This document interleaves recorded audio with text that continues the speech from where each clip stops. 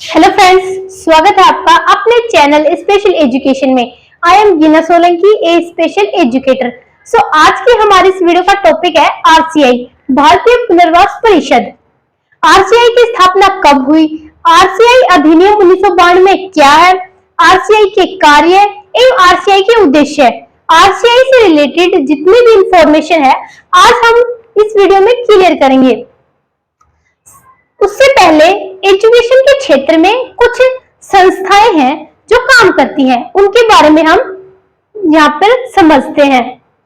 Education के क्षेत्र में सामान्य एजुकेशन और स्पेशल एजुकेशन, इन दोनों के क्षेत्र में जो काम करने वाली संस्थाएं हैं वो दोनों ही अलग अलग हैं। अगर हम सामान्य एजुकेशन के क्षेत्र में बात करें कि इसमें कौन सी संस्थाएं हैं जो काम करती हैं, तो सामान्य एजुकेशन के क्षेत्र में बहुत सारी संस्थाएं हैं जो काम करती हैं, लेकिन दो ऐसी मुख्य संस्थाएं हैं जो बहुत ही महत्वपूर्ण भूमिका निभाती हैं। अगर हम दो संस्थाओं की बात करें, जिसमें पहली संस्था है CABE, जिसको बोला जाता है central advice board of education, and second है NCERT। इसकी किताबें आप लोगों ने बहुत सारी पढ़ी होंगी। तो ये दोनों जो संस्थाएं हैं ये दोनों ही सामान्य एजुकेशन के क्षेत्र में काम करने वाली हैं, जबकि आरसीआई जो है वो स्पेशल एजुकेशन के क्षेत्र में काम करने वाली एक संस्था है। अब हम स्पेशल एजुकेशन के क्षेत्र में काम करने वाली जो संस्था है आरसीआई, उसके ऊपर डिटेल से पढ़ते हैं। आइए अब हम बात करें आरसीआई की स्थापना की, तो आरसीआई को 1986 में एक पंजीकृत सोसाइटी के रूप में स्थापित किया गया। जो आरसीआई है उसको एक पंजीकृत सोसाइटी के रूप में स्थापित किया गया था, और वो कब स्थापित किया गया था? 1986 के अंदर। सितंबर 1992 को आरसीआई अधिनियम संसद द्वारा अधिनियमित किया गया। ठीक है, आरसीआई का जो अधिनियम आया था 1992 में, उसको संसद के द्वारा अधिनियमित किया गया, और यह 22 जून 1993 को एक वैधानिक निकाय बन गया। जो आरसीआई का जो अस्तित्व में आई थी, आरसीआई अस्तित्व में कब आई? तो वो आई थी 22 जून 1993 को। अब हम बात करें आरसीआई का जो अधिनियम है 1992, वो क्या है? दिव्यांगता, पुनर्वास और विशेष शिक्षा से जुड़े मामलों के उपचारात्मक चिकित्सा अनुसंधान को बढ़ावा देने के लिए आरसीआई का गठन किया गया। अब हम बात करें आरसीआई का गठन क्यों किया गया, तो स्पेशल एजुकेशन यानी विशेष शिक्षा। अब विशेष शिक्षा की बात करें हम, तो इसमें स्पेशल बच्चे हैं। स्पेशल बच्चों को प्रशिक्षित करने के लिए विशेष रूप से तैयार किया गया जो TLM होता है, और स्पेशल बच्चों को प्रशिक्षित करना ही विशेष शिक्षा कहलाती है। दिव्यांगता, जो दिव्यांग व्यक्ति होते हैं उनका पुनर्वास करने के लिए स्पेशल बच्चों के अंदर उनकी जो स्किल्स होती है उनको इंप्रूव करने के लिए आरसीआई का गठन किया गया। यहाँ पे लिखा भी हुआ है उपचारात्मक चिकित्सा अनुसंधान को बढ़ावा देने के लिए। जो दिव्यांग व्यक्ति होते हैं, जो स्पेशल बच्चे होते हैं, उनका जो उपचार होता है उसके अनुसंधान को बढ़ावा देने के लिए आरसीआई का गठन किया गया है। अब हम बात करें आरसीआई के कार्य क्या हैं, तो जो आरसीआई है वो स्वयं कार्य नहीं करती है, बल्कि वो कार्य करवाती है। राज्य स्तर और राष्ट्रीय स्तर पर जो संस्थानें होती हैं उनको ये मान्यता प्रदान करती है।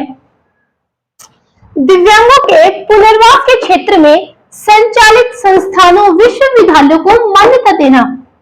जो दिव्यांगता के क्षेत्र में जो जितने भी स्पेशल एजुकेशन से रिलेटेड जो कॉलेज होती हैं या कोर्स जो करवाता है विश्वविद्यालय, उनको ये मान्यता प्रदान करती है। दिव्यांग व्यक्तियों के पुनर्वास के क्षेत्र में प्रशिक्षण नीतियां एवं कार्यक्रम बनाना। दिव्यांग व्यक्तियों के जो पुनर्वास से संबंधित जो क्षेत्र होते हैं उनके अंदर जो प्रशिक्षण की नीतियां होती हैं, उनका कार्यक्रम होता है, उनको बनाने का जो काम होता है वो भी आरसीआई का ही होता है। पुनर्वास से संबंधित विशेषज्ञों के प्रशिक्षण हेतु पाठ्यक्रम निर्धारित करना। अब जो विशेषज्ञ होते हैं, हमारे जैसे स्पेशल एजुकेटर, जो स्पेशल एजुकेटर होते हैं, उनको ट्रेनिंग के टाइम पे उनका जो पाठ्यक्रम निर्धारित किया जाता है।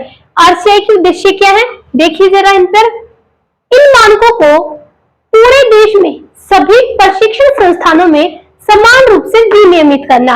ये जो मानक होते हैं, जो पाठ्यक्रम होता है, उनको पूरे देश में सभी प्रशिक्षण संस्थान, जो विश्वविद्यालय होते हैं, उनमें समान रूप से विनियमित करना। सेकंड उद्देश्य है पुनर्वास और विशेष शिक्षा में अनुसंधान को बढ़ावा देना। जो पुनर्वास और जो विशेष शिक्षा का जो क्षेत्र है, उसको बढ़ावा देना। थर्ड पॉइंट है हमारा, भारत और विदेशों में संस्थानों से विकलांग लोगों के पुनर्वास के क्षेत्र में शिक्षा और प्रशिक्षण पर नियमित आधार पर जानकारी एकत्रित करना। भारत और जो विदेशों में जो संस्थान है, उनमें जो विकलांग लोग हैं, उनके पुनर्वास के क्षेत्र में जो शिक्षा है, प्रशिक्षण है, उन पर नियमित आधार पर जो जानकारी होती है, उनको एकत्रित करना। यह भी आरसीआई का उद्देश्य है। विकलांगों के क्षेत्र में काम कर रहे संगठन के सहयोग से पुनर्वास और विशेष शिक्षा के क्षेत्र में सतत शिक्षा को प्रोत्साहित करना। ये कहना चाहता है कि जो विकलांगता के क्षेत्र में जो काम कर रहे जो संगठन है, एनजीओ है, उनके सहयोग से जो पुनर्वास और विशेष शिक्षा के क्षेत्र में जो सतत शिक्षा को प्रोत्साहित किया जा रहा है, यानी लगातार जो शिक्षा है उसको प्रोत्साहन किया जा रहा है या किया जाना चाहिए। पेशेवरों कर्मियों के पंजीकरण के लिए केंद्रीय पुनर्वास रजिस्टर का रखरखाव करना भी आरसीआई का उद्देश्य है। जो कर्मी होते हैं, उनका जो पंजीकरण केंद्रीय पुनर्वास रजिस्टर का रखरखाव भी करना एक प्रकार से आरसीआई का उद्देश्य है। सो आज का हमारा टॉपिक यही कंप्लीट हुआ। आज के टॉपिक में हमने पढ़ा आरसीआई की स्थापना के बारे में, आरसीआई अधिनियम 1992 में क्या है, आरसीआई के कार्य एवं आरसीआई के उद्देश्य क्या है। सो आज का वीडियो